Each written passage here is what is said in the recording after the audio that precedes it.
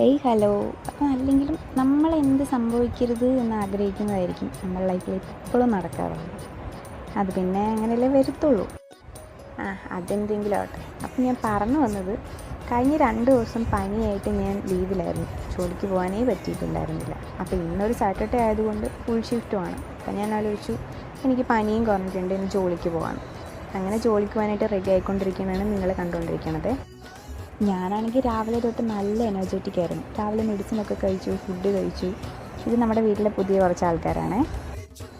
എനിക്ക് ശരിക്കും വീട്ടിലിരിക്കുന്നതിനെക്കാട്ടി കൂടുതൽ ഞാൻ ഓക്കെ ആവുന്നത് ഷോപ്പിൽ പോകുമ്പോഴാണ്. അവിടെ പിന്നെ എല്ലാവരും ഉണ്ട്, ഫുൾ ടൈം എൻഗേജ്ഡ് ആയിരിക്കും. ആ ഒരു എൻഗേജ്ഡ് ആയിരിക്കുന്ന ടൈമാണ് എനിക്ക് ഏറ്റവും കൂടുതൽ ഇഷ്ടമുള്ളത്. മിക്കവാറും എല്ലാ ദിവസവും ഞാൻ വിചാരിക്കാറുണ്ട് എന്തെങ്കിലും കെട്ടിട്ട് വീട്ടിൽ ഞാൻ അങ്ങനെ വേറെ എന്തെങ്കിലും വീഡിയോസൊക്കെ എടുക്കണം. പക്ഷേ എനിക്കൊന്നും കഴിയാറില്ല. കാരണം ഞാൻ രാവിലെ ബസ്സിലാണ് പോകുന്നത്. അപ്പോൾ ആ ബസ് മിസ്സായി കഴിഞ്ഞാൽ എനിക്കൊന്നും നടക്കത്തില്ല. വീഡിയോസ് എടുക്കാൻ നിന്ന് കഴിഞ്ഞാൽ ഉറപ്പായിട്ടും ബസ്സും മിസ്സാവും. എന്നെ സംബന്ധിച്ച് ഞാൻ നേരിടുന്നൊരു വലിയ ടാസ്ക്കാണ് ഈ രാവിലെയുള്ള ബസ്സിലെ യാത്ര. കാരണം നമ്മുടെ റൂട്ടിൽ ബസ്സൊക്കെ വളരെ കുറവാണ്. പിന്നെ പ്രത്യേകം ഞാൻ പറയുകയാണ്, ഞാൻ പ്രിയദർശിനിയിൽ യാത്ര ചെയ്യുന്നതല്ല കേട്ടോ. നമ്മുടെ ഇതിലെ കൂടെ അങ്ങനെ ബസ്സൊക്കെ വളരെ കുറവാണ്. പിന്നെ പ്രൈവറ്റ് ബസ്സിനെ ആശ്രയിച്ചാണ് നമ്മളൊക്കെ നിൽക്കണത്.